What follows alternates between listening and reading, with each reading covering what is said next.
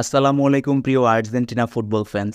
সামনেই Copa America ঘনিয়ে আসছে, আর তাই আর্জেন্টাইন কোচ লিওনেল স্কালোনির সামনে একটা মিশন রয়েছে। যেই মিশনটা হচ্ছে আর্জেন্টিনার স্কোয়াড ঘোষণা করার।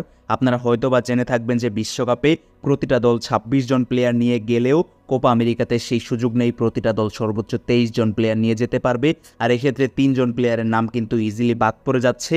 হ্যাঁ, ঠিকই বলছি, আর্জেন্টিনার জন্য একটা দুঃসংবাদই বটে।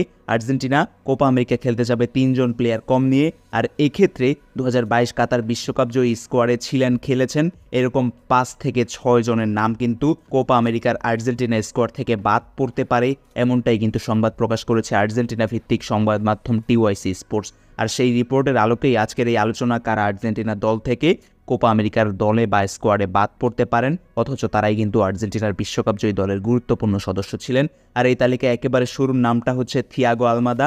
থিয়াগো আলমাদা মূলত ভিন্ন একটা কারণে কোপা আমেরিকার দলের সঙ্গে থাকবেন না। তাকে লিওনেল স্কালোনি এবং হাভিয়ার মাসচেরানো মিলে প্রস্তুতি করেছেন অলিম্পিক টিমের জন্য, অর্থাৎ অলিম্পিকের আসরে খেলার জন্যই থিয়াগো আলমাদা কোপা আমেরিকা খেলতে পারছেন না, সেই দলে থাকছেনও না।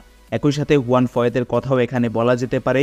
সাম্প্রতিক সময়ে দীর্ঘ সময় ধরেই ফয়েত আসলে ইনজুরি ইস্যুতে ভুগেছেন এবং ক্লাবেও খুব একটা ধারাবাহিকভাবে খেলার টাইম পাননি, খেলতে পারেননি, যে কারণে হয়তোবা তার পজিশনে হুয়ান ফয়েতকে আরও একবার লিওনেল স্কালোনি বিবেচনা করবেন না। এরপর জেরোনিমো রুল্লি, এই গোলকিপারের কথাও বলা যেতে পারে। মূলত তিনি দীর্ঘ সময় ধরে একটা ইনজুরি পিক করেছিলেন, খেলার মধ্যে ছিলেন না, যেই কারণে তাকে যেমন বাদ দেওয়া হচ্ছে, এবং একই সাথে ফ্রাঙ্কো আরমানি এই ইস্যুর কারণেও জেরোনিমো রুল্লি হয়তোবা এবার আর স্কোয়াডের সঙ্গে থাকতে পারবেন না। Walter Benitez third choice goalkeeper হিসেবে আর্জেন্টিনা স্কোয়াডে ঢুকে যেতে পারেন, রুল্লি জায়গা হারাচ্ছেন কোপা আমেরিকা স্কোয়াড থেকে। এরপর যে নামটা বলবো তার সঙ্গে অনেক আর্জেন্টিনা ফ্যানের আবেগ জড়িত, নামটা হচ্ছে গঞ্জালো মন্থিয়েল। ২০২১ কোপা আমেরিকাতে ফাইনালে ব্রাজিলের বিপক্ষে রক্তাক্ত পা নিয়ে তিনি ম্যাচ কন্টিনিউ করে গিয়েছেন, আর্জেন্টিনা সেই ম্যাচটা জিতেছে। মন্টিয়েলের সেই পারফরমেন্সটা আমাদের যেমন মনে আছে, ঠিক তেমনই বিশ্বকাপে ফাইনাল ম্যাচে ফাইনাল টাইব্রেকার শটটা এই গঞ্জালো মন্থিয়েলই নিয়েছিলেন, যেই শটই মূলত আর্জেন্টিনাকে বিশ্ব চ্যাম্পিয়ন করেছিল। অর্থাৎ বুঝতেই পারছেন, এত আবেগ যেই প্লেয়ারটার সঙ্গে জড়িত, সেই প্লেয়ারটাই কোপা আমেরিকার দলে ব্রাত্য থেকে যেতে পারেন, যৌক্তিক কারণেই পারেন। আর কারণটা হচ্ছে সাম্প্রতিক সময়ের কিছু টুকটাক ইনজুরি সমস্যা এবং সেভিয়ার জার্সিতে গেম টাইম না পাওয়া, প্লাস সাম্প্রতিক বাজে পারফরমেন্সের কারণেই হয়তোবা গঞ্জালো মন্থিয়েল আর্জেন্টিনার কোপা আমেরিকা স্কোয়াডের সুযোগ পাবেন না। এখানে নাহুয়েল মোলিনাকেই একমাত্র বিকল্প হিসেবে লিওনেল স্কালোনি দলের সঙ্গে অন্তর্ভুক্ত করতে পারেন। আনহেল কোরুয়া, যিনিও কিনা বিশ্বকাপ জয়ী স্কোয়াডের সদস্য ছিলেন, সাম্প্রতিক পারফরমেন্সের কারণে তিনি হয়তোবা আর্জেন্টিনা স্কোয়াড থেকে বাদ পড়বেন। একই সাথে মার্কোস একুনার কথাও এখানে বলা যেতে পারে।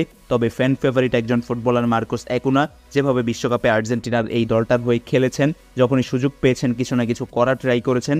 তবে সাম্প্রতিক অধারাবাহিক পারফরমেন্সের কারণে মার্কোস একুনাও আর্জেন্টিনার কোপা আমেরিকার দলে জায়গা হারাতে পারেন। তবে মার্কোস একুনা কিংবা আনহেল কোরিয়া এই টাইপের প্লেয়াররা যদি আর্জেন্টিনার স্কোয়াড থেকে জায়গা হারান, তাহলে আমরা খানিকটা হলেও বুঝতে পারছি লিওনেল স্কালোনি একটা ভিন্নধর্মী ডিসিশন নিতে যাচ্ছেন, আর সেটা হচ্ছে কিছুটা অ্যাটাকিং ফুটবল। তিনি হয়তোবা এবারের কোপা আমেরিকাতে আর্জেন্টিনার এই দলটার মধ্যে বা দলটাকে দিয়ে খেলানোর চেষ্টা করবেন। সেক্ষেত্রে একজন বেশি অ্যাটাকার নিয়ে যাওয়ার চিন্তাভাবনা স্কালোনি করছেন। আলেহান্দ্রো গার্নাচো কিংবা ভ্যালেন্টিন কার্বোনি, এদের মধ্যে কেউ একজন বা দুজনকেই আর্জেন্টিনার এই স্কোয়াডে বা কোপা আমেরিকার স্কোয়াডে দেখা যাওয়ার একটা সম্ভাবনা কিন্তু রয়েছে।